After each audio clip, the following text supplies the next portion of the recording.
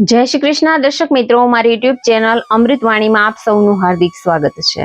આજે આપણે આ વિડીયોમાં સાંભળીશું દેવી કવચ, જે મનુષ્ય માત્રની સર્વે પ્રકારે રક્ષા કરે છે।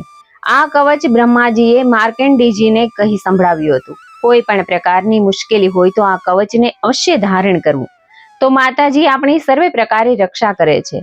ક્યારેય કોઈ યાત્રાએ જઈએ તો આ કવચ ધારણ કરવું। દેવી કવચ વગર એક પણ ડગલું આગળ વધવું નહીં। દેવી કવચ ધારણ કરવાથી માતાજી સર્વે પ્રકારે રક્ષા કરે છે અને તમામ મનોકામના પૂર્ણ કરે છે। જે મનુષ્ય આ દેવી કવચને ધારણ કરે છે તે પૂરા વિશ્વમાં નિર્ભય બનીને રહે છે।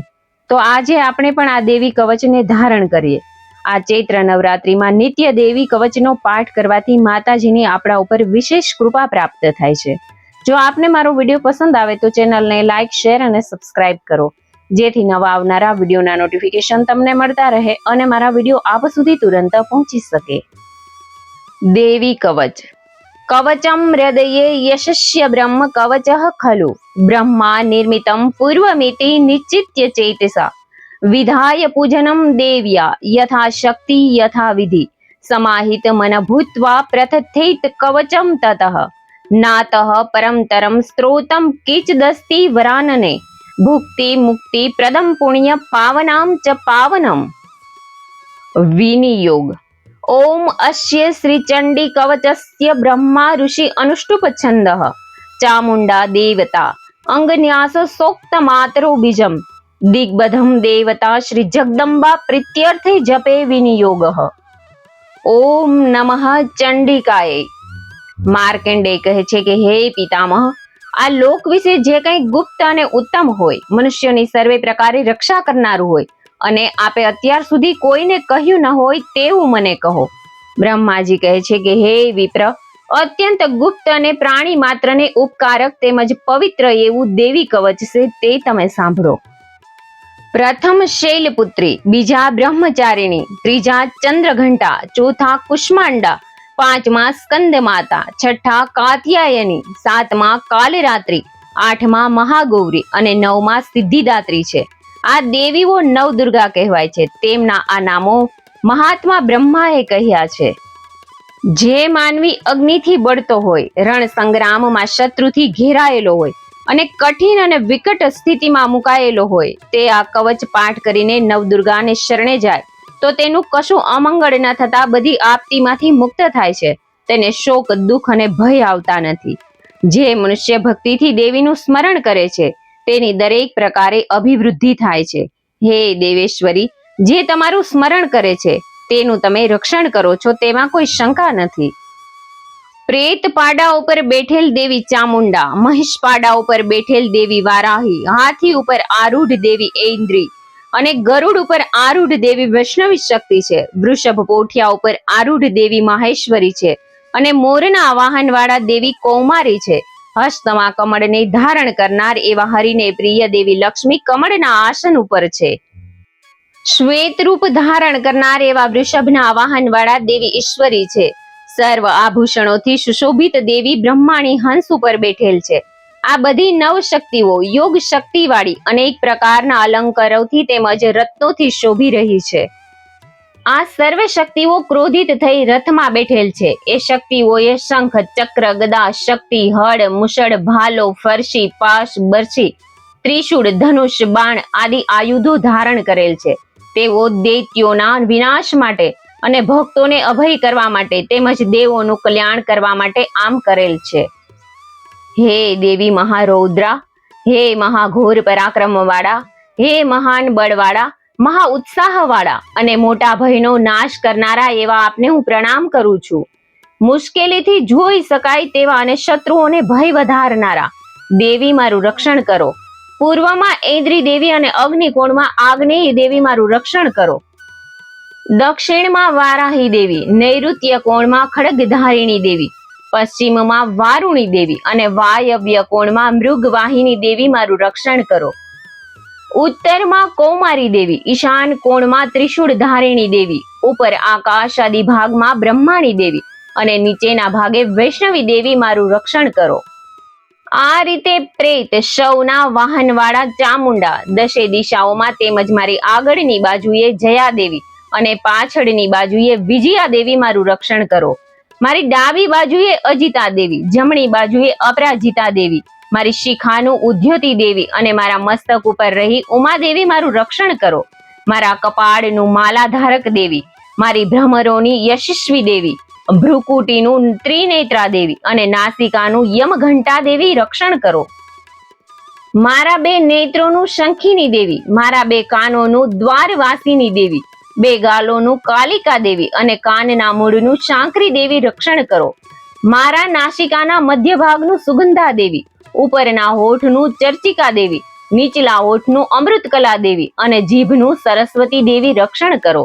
મારા દાંતોનું કૌમારી દેવી, કંઠ પ્રદેશનું ચંડિકા દેવી, દાઢી નીચેના ભાગનું ચિત્રઘંટા દેવી અને તાળવાનું મહામાયા દેવી મારું રક્ષણ કરો. મારી દાઢીનું કામાક્ષી દેવી, વાણીનું સર્વમંગલા દેવી, ગળાનું ભદ્રકાળી દેવી અને કરોડરજ્જુનું ધનુર્ધરી દેવી રક્ષણ કરો.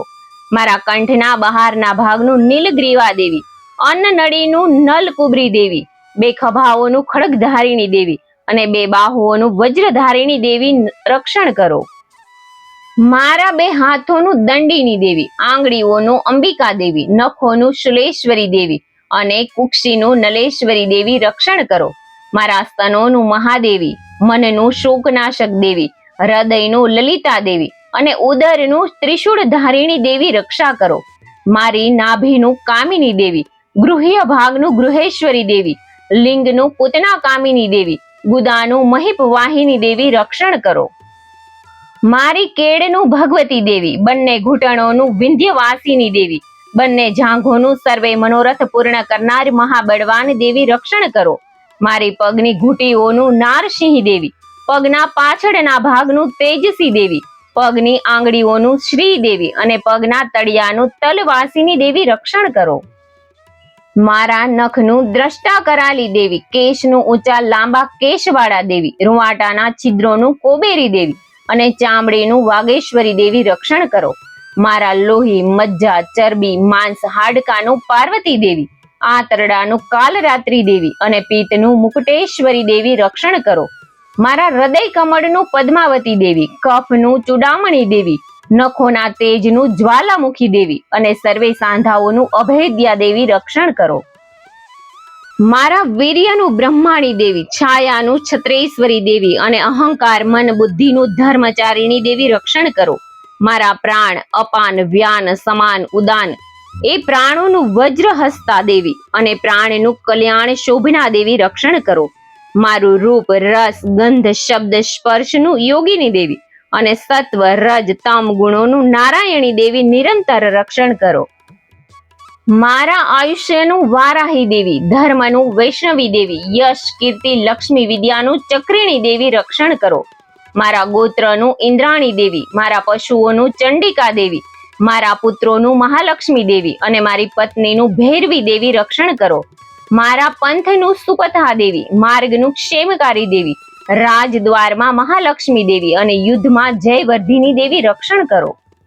જે સ્થાન અવયવ વિશે કવચમાં કહેવામાં આવ્યું ન હોય તેમજ રક્ષા વગરના તે સ્થાનમાં પાપનાશીની જયંતી દેવી મારું રક્ષણ કરો.